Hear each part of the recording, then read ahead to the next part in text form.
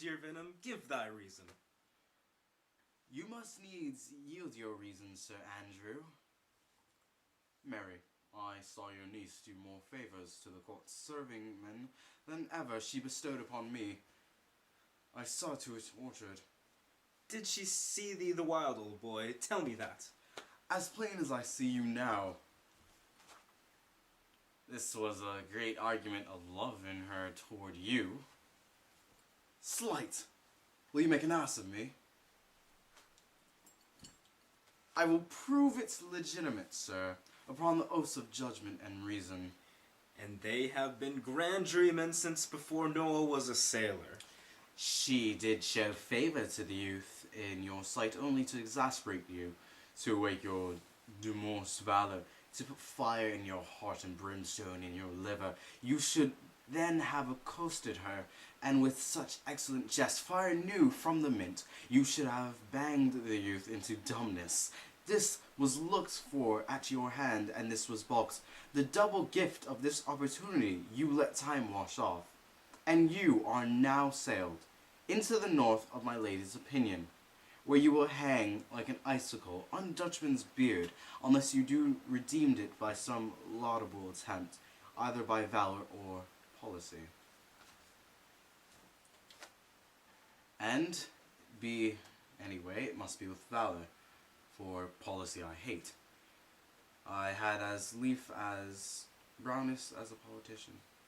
When they build me thy fortunes upon the basis of valor, challenge me, the count's youth, to fight with him, hurt him in 11 places. My niece shall take note of it, and assure thyself there is no love broker in the world can more prevail in a man's commendation with woman than a report of valor.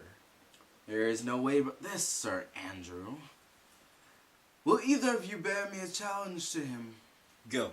Write it in a martial hand. Be cursed and brief. It is no matter how witty, so it be eloquent and full of invention. Taunt him with the license of ink. If thou'st him some thrice, it shall not be amiss. And as many lies as will lie in thy sheet of paper, although the sheet were big enough for the bed of ware in England, set 'em down. Go about it. Let there be gal enough in thy ink, though thou write with a goose pen, no matter about it. Where shall I find you? We'll call thee at the Cabilculo. Go. This is a dear mannequin to you, Sir Toby. I have been dear to him, lad. Some 2,000 strong or so. We shall have a rare ladder from him, but you'll not deliver?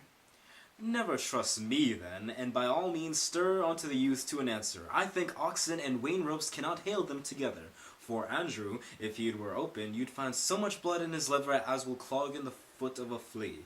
I'll eat the rest of the anatomy.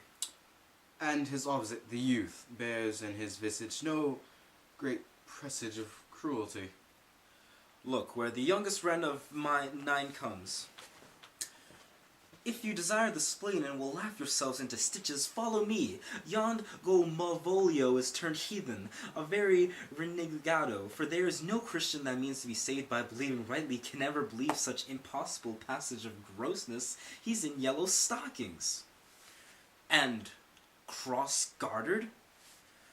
Most villainously, like a pendant that keeps a school in the church. I have dubbed him like his murderer. He does obey every point of the letter that I dropped to betray him. He does smile his face into more lines than a new map. With the argumentation of the Indies, you have not seen such a thing as 'tis. I can hardly forbear hurling things at him. I know my lady will strike him. If she do, he'll smile and take it for a great favor. Come, bring us where he is.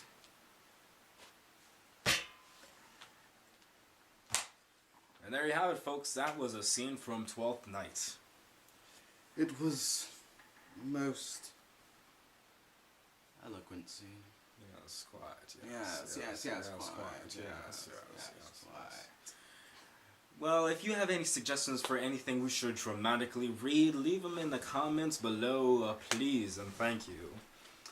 And yeah, thank you for watching, liking, and commenting. Thank you. And also, please subscribe if you feel like that urge, like that, oh, I want these guys to stop asking me, and now I feel bad. Just do it. Yeah, like, hey, maybe I should be in a wolf pack or something. Hey, maybe. Speaking of which, Antonio, is that time for something? What could it possibly be time I don't know. There's just like something in my brain telling me that it's time for something. for? Is it a full moon? It is. Which can only mean one thing then. What? It's time for these lone wolves to Roll out. Oh!